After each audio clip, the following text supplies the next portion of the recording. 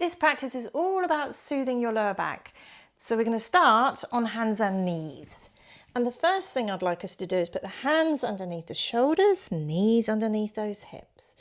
And then notice your breathing. Often with pain, we don't breathe so well. So just notice if your breath is shallow, and if it is, try and extend it. So from here, our movement is breathe in and lengthen. And as you breathe out, arch into your back. Now the distance you go is going to depend on how sore your back is. So you are in full control.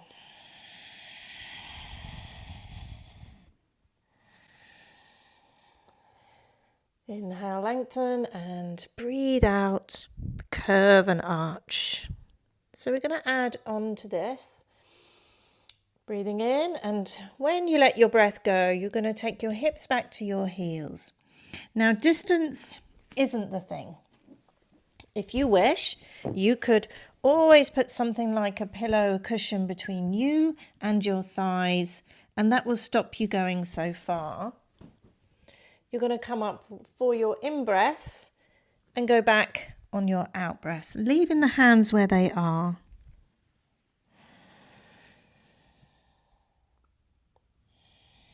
The slower you go, you're going to be able to respond to maybe those aches and pains in your lower back.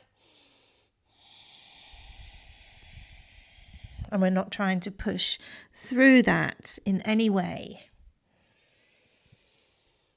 Okay, this time we're going to stay back by the heels, take a breath, and then walk the hands to the left side of your mat so you can stretch out the right waist and the right lower back. And you might be aware that when you breathe in, your breath expands that part of your body. It opens it out. It gives it a stretch. And then we'll walk through the center, over to the right, do the same thing. Give yourself time to breathe and to notice where you're feeling that in your body and how you need to respond. Do you need to do less? Do you need to breathe a little bit better?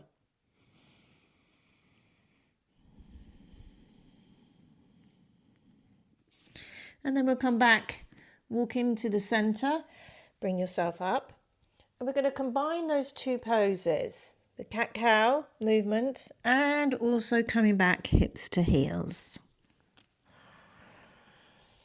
Breathing in, breathing out as you go backwards.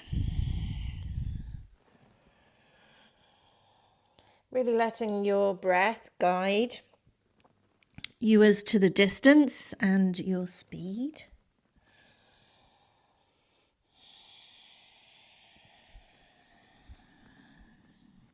Okay, and then from here, as you take your hips back, you can also walk your hands back so you're sitting up, and then you're going to bring your legs to the side and around in front so you can come down onto your back. If you like a pillow for your head, then please just put that behind now. Coming down, feet on the ground, settling into the back of the pelvis. So a moment or two with breathing just so that you can relax those lower back muscles. They respond well to relaxation like this, especially with knees bent. So it's always an option just to do this pose on its own.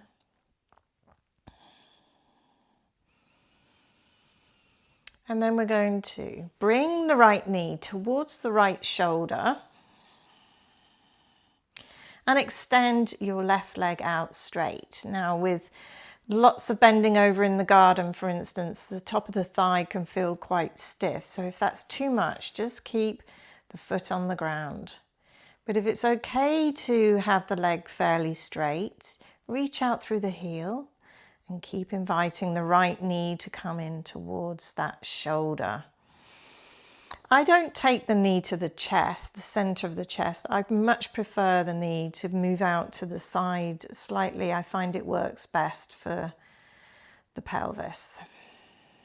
And just hold that for a moment, relaxing as much as you can. But there is a bit of stretching and work at the same time. It's a gentle mix of the two.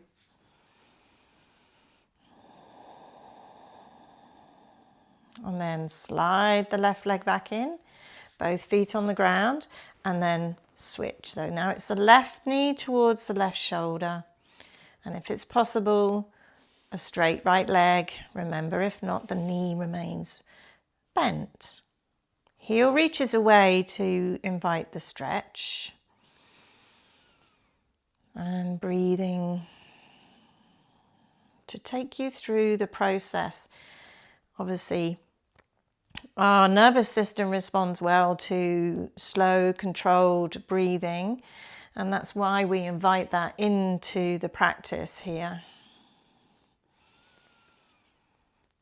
It helps soothe us, calm us, and that's definitely one way to soothe your lower back. Slide that right foot back in, left foot down to the ground as well. You could always repeat that if that works really well for you. Now you could also come fully onto your back, nothing underneath your head. We're going to lift the hips up to stretch the front of both thighs, because when these are short, it pulls on our back. So we're only lifting a short distance with the hips, and we're pressing down through the feet to make that happen. So lifting up. We're not curving the back here, and then we're slowly releasing the lower back to the floor. If you can do it from the top down to the bottom, that's also a way to release discomfort in the lower back. So take your time, lift up, press through the feet, breathing in here. We don't go high, and then slowly releasing sections of the spine as you breathe out and come down.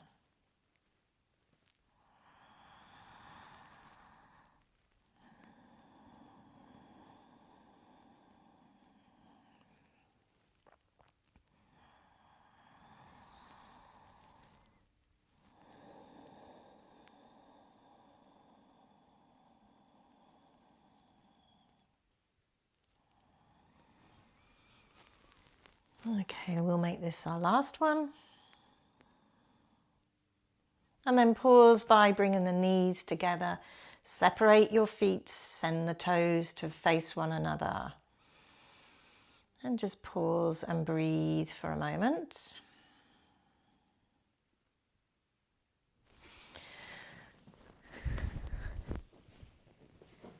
And then next we're going to need quite a few cushions to support the lower back so that we can put it into a restful position. So I've got quite a big cushion here. I'm actually going to elevate it a little bit by putting a block underneath. Then I'm adding other cushions to create a bit of a short curve to support my back. So legs out in front, feet on the ground, slowly releasing the back over your cushions. And you can do different things with your legs. You could either send them straight. You might prefer to have your legs crossed, or even the soles of the feet together. If you're going for this version, I think it's really nice to put other things underneath, like a block either side to support your legs. And we really don't do anything here except observe our breath and relax into this as much as we can. We are teaching ourselves to relax and let go.